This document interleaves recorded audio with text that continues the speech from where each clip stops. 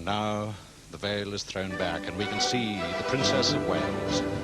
And as they come to Her Majesty the Queen, they will turn, Prince of Wales will bow, Princess of Wales will curtsy.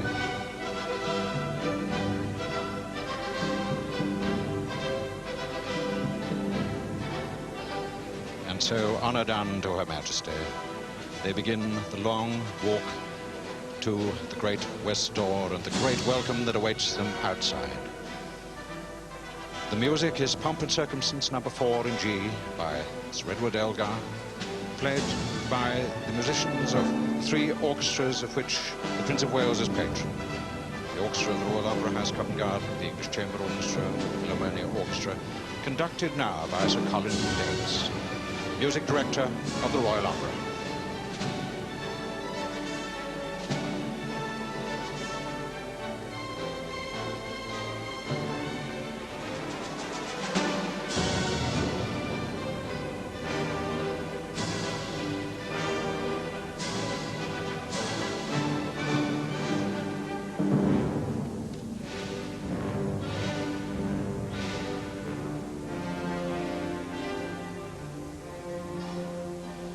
There we see the pages in their naval uniforms of 1863. Naval uniform of 1981. Prince Andrew. Prince Edward in morning dress, and Lady Sarah Armstrong-Jones, who's coped so wonderfully with that magnificent train.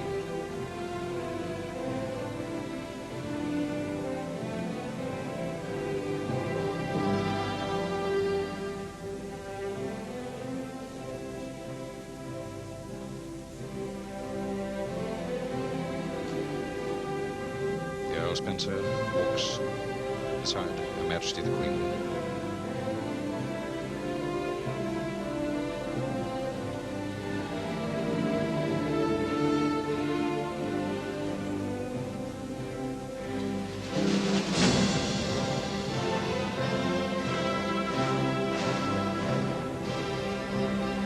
Mrs. Shankidd with the Duke of Edinburgh. And there are the 2 stars, as I said. Clemmy Hambro and Kathy Cameron, looking absolutely delightful now. Sarah Jane Gaisley is there and India Hicks as well.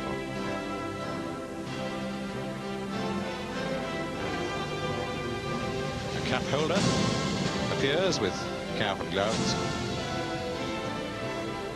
The bride now has her wonderful bouquet of flowers again.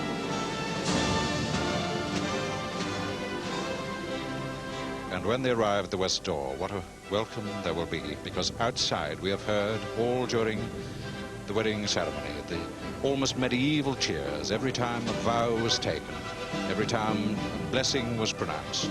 The cheers rang out and came to us through the stout walls of this old cathedral church.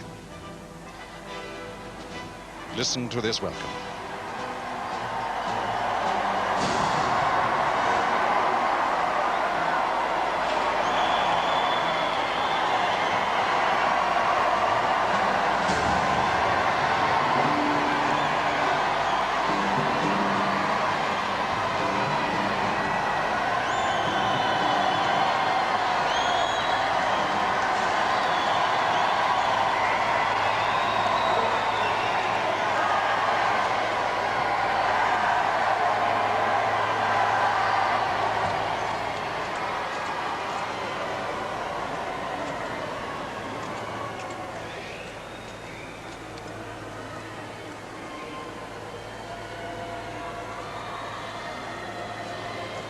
Crown Equerry, Lieutenant Colonels John Miller, who knows a great deal about carriages and horses, perhaps not so much about the bride's train, but certainly Lady Sarah does.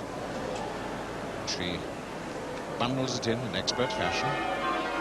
India Hicks, the granddaughter of Earl Mountbatten, honorary grandfather, as Prince Charles called him, and the bells of St. Paul's ring out. The postilion riders in their Ascot liveries, the footmen in their state liveries. The royal family come from the west door, the Duke of Northumberland there, the Lord Steward with the wand of office.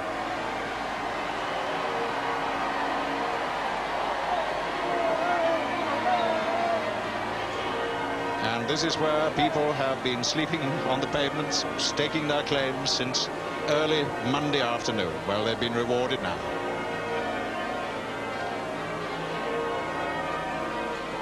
The Duke of Gloucester there behind, Viscount Linley.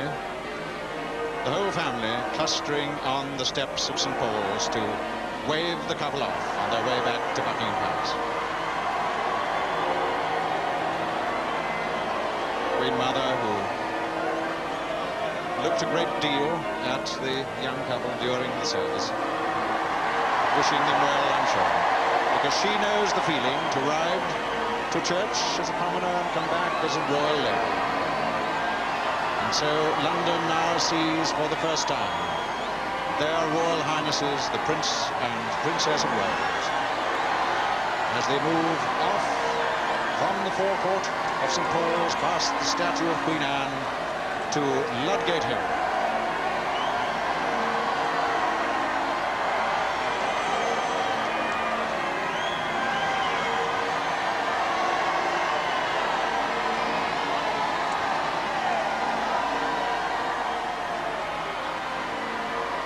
There they're watched by the royal family and the Lord Mayor, and you see that horseshoe in the postilion carriage that takes them home.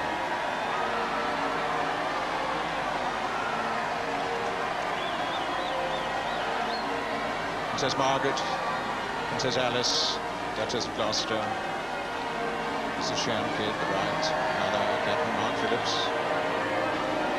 His wedding day was perhaps the last great such royal occasion that London has seen. But there's been nothing to equal this. The marriage of the heir to the throne. There's the horseshoe and the little posies of flowers put there, I'm sure, by the loyal members of the Royal Mews. And a long ordeal over for Earl Spencer.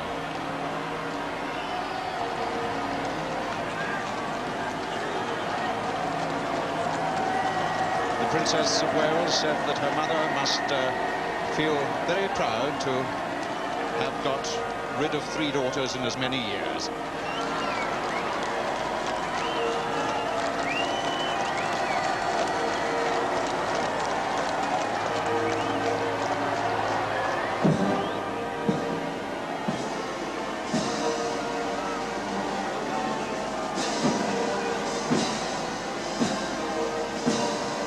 So many people wanted to watch this wedding, not alone but with other people. I'm sure that's why they've come out and slept along the roadside, because they wanted somebody to turn to and say, oh, isn't she lovely?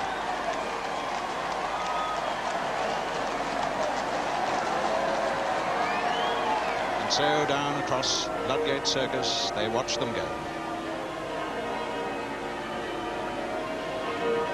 And shortly the royal family will move into the carriages of their procession and, at a discreet distance, trot after the procession of the bride and bridegroom.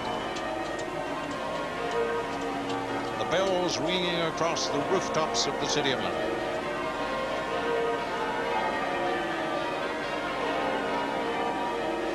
And the step-liners, when Prince Charles knew that they were going to be dismissed to await their falling in again after the service, he said that they must all come in, and they all stood inside the church to see the wedding service. What a nice and kind and warm thought.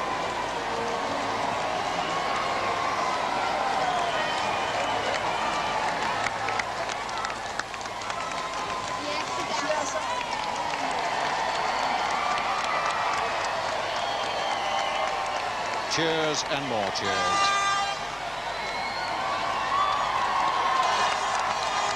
Hooters and horns and rattles and bells.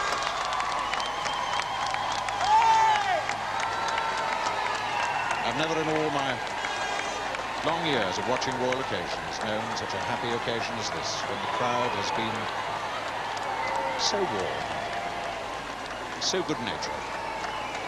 Reminds one perhaps of the Queen's own silver jubilee.